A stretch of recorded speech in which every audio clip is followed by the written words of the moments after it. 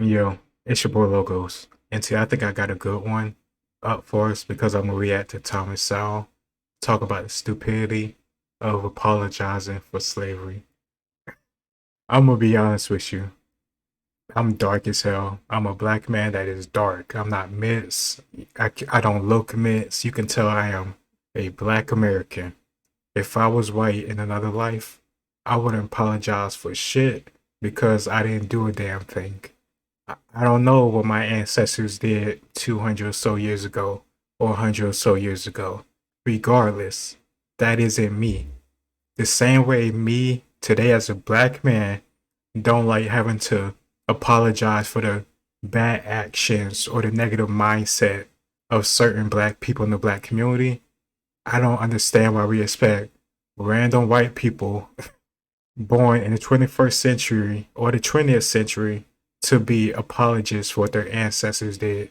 Shit, some of their ancestors, a lot of ancestors didn't have slaves at all. That's the thing too. Not every white person had slaves back then. But even if my family did have slaves back then and I was a white person, I'm not going to apologize for me today because I didn't have slaves. And I think it also ridiculous for us black people today to want an apology because we weren't slaves ourselves. Our ancestors might have been, but you weren't. You weren't in the fields. You weren't getting ripped. You weren't getting punished. Stop acting like you those people. You're not. And I hate we do this stuff nowadays. And honestly, I just feel like the Democratic Party and politicians go along with this nonsense to get votes from the black community. And it's funny too because the black community don't vote as much as they should. But still, you still have politicians talk about reparations and all this other nonsense. We will be just fine if we just had less government involved.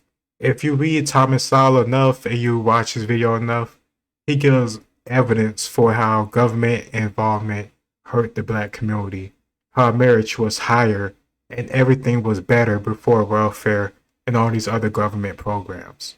But I'll be here all day talking about this, so let's just get into the video.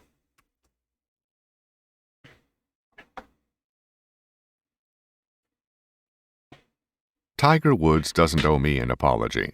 Nothing that he has ever done has cost me a dime nor an hour of sleep. This is not a plea to be non-judgmental.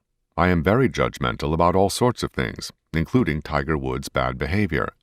But that is very different from saying that he somehow owes me an apology. For all I know, my neighbors may be judgmental when I drive out of my driveway in a 15-year-old car. But they have never said anything to me about it, and I have never offered them an apology. This is not equating driving a 15-year-old car with what Tiger Woods did. But the point is that any apology he might make should be made to his family, who were hurt, not to the public, who might be disappointed in him, but not really hurt.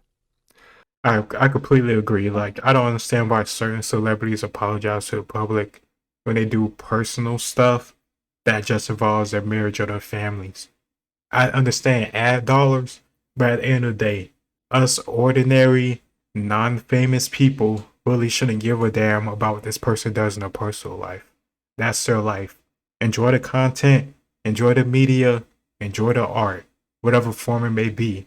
But don't make their lives tied to yours where you feel you need an apology because you just couldn't believe this person could do this.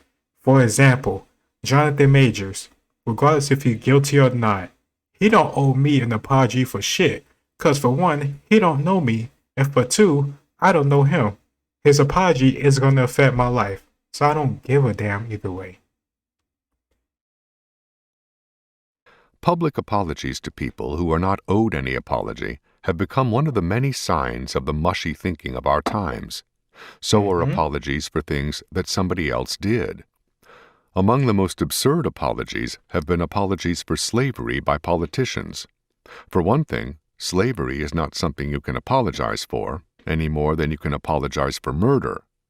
I'm sorry, but I think it's ridiculous how you want politicians to apologize for slavery and the government to apologize for slavery, but you don't want them to turn around their behavior in the modern day that is actually screwing up your life right now as you speak.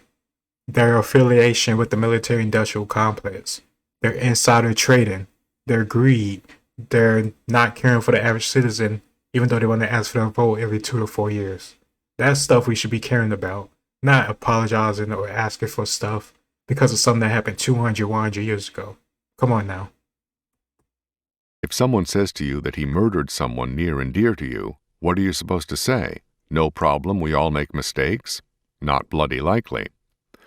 Slavery is too serious for an apology, and somebody else being a slave owner is not something for you to apologize for.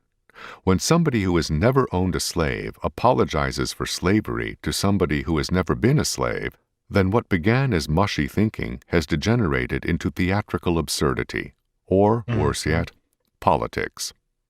Yep. Slavery has existed all over the planet for thousands of years, with black, white, yellow, and other races being both slaves and enslavers.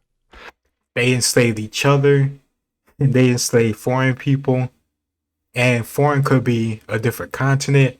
It could be on the other side of the river, and they haven't met them yet. It doesn't matter. Slavery occurred probably from the beginning of time. Does that mean that everybody ought to apologize to everybody else for what their ancestors did? Or Fuck are the no. only people who are supposed to feel guilty the ones who have money that others want to talk them out of? This craze for aimless apologies is part of a general loss of a sense of personal responsibility in our time. We are supposed to feel guilty for what other people did, but there are 1,000 cop-outs for what we ourselves did to those we did it to.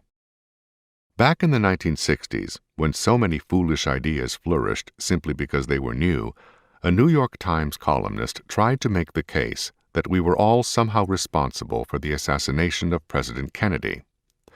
That was considered to be deep stuff. It made you one of the special folks when you believed that, instead of one of the rest of us poor dumb slobs who believed that the man who shot him was responsible.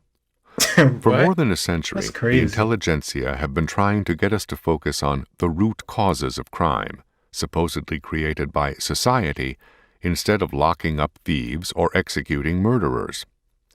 If some people don't have the money or the achievements of others, that too is society's fault, in the eyes of those for whom personal responsibility is an outmoded idea.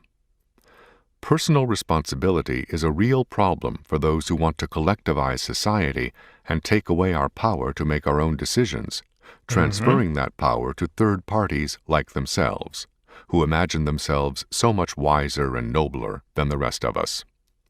That's how they always start out. They always think, God, if you just give me control, let me have the keys to the government, it would all work out. It would be a utopia. We'll all be more happier, no more war. It'll be all peace. But most of those people are so egotistical, they can't even acknowledge the fact that I don't know it all.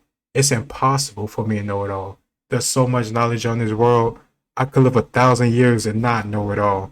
But somehow in like 40 or 50 or 60 years, I know how to do economy and war and diplomacy and all this other nuanced stuff that it takes to run the country. Especially in the modern world, even in ancient times, medieval times, the smart ones had councils and cabinets. Even when it was like a single person, like an emperor, they still had people who they had like a right-hand man or a delegation of people they trusted who handled certain things. It's just ridiculous when you have these certain people who say, if we just didn't have capitalism, everything would be fine. We see what happens when people have control and power. Look at Soviet Russia. Look at Vietnam. Look all these places, China. All these places where they killed millions of people thanks to socialism and all these other atrocities related to it. I don't know, it's just ridiculous. Any person who says I have the keys to it all and I can just fix it all is someone you should be watching, because they're so egotistical they can't look outside themselves, and they'll get us all killed, try to make sure they're in power and they can be proven right. And then if they are proven wrong, they won't acknowledge it, and if you do, you'll probably be fucking dead or in the gulag or whatever the country's version of a gulag is. Aimless apologies are just one of the incidental symptoms of an increasing loss of a sense of personal responsibility, without which a whole society is in jeopardy. The police cannot possibly maintain law and order by themselves. Millions of people can monitor their own behavior better than any third parties can. Cops can cope with that segment of society who have no sense of personal responsibility, but not if that segment becomes a large part of the whole population. Yet increasing numbers of educators and the intelligentsia seem to have devoted themselves to undermining or destroying a sense of personal responsibility and making society responsible instead. Aimless apologies are just one small symptom of this larger and more dangerous attitude. What he said is very, very true, and it's sad because if we can't have personal responsibility, and then at the same time, you can't have the police come into the communities to police the behavior, criminal behavior, what can we do? You're just gonna have crime run rampant. And I don't understand why we want to defend people like that or have those people be free. Lock their asses up. They'll kill you, they'll kill me, they'll kill anybody to get what they want. Why would you defend them? You don't like it when the police come into the neighborhoods and I don't know what you want to call it. My whole point is, man, is that we need to pick a choice. And my choice is always accountability with a mix of police too. Because we can't just have criminals run rampant through our communities. Children, innocent adults, nobody deserves that. These people made their choices and they need to live the consequences. If you was to do what they did, you would go to prison if you got caught. So I don't understand this whole not snitching culture within our communities. If you ever seen the Boondocks, please go rewatch the episode with Riley when he got his bike stolen and he didn't snitch. And I think that's when they had Pimp My Ride or something like that too, and he didn't snitch. And at the end of the episode, he still got his bike stolen by the same people he refused to snitch on. It is ridiculous. Like, we can't keep doing this stuff decade after decade. Something has to change. Accountability has to be at least one of the steps. It's your boy Logos, and I'll talk to y'all next time.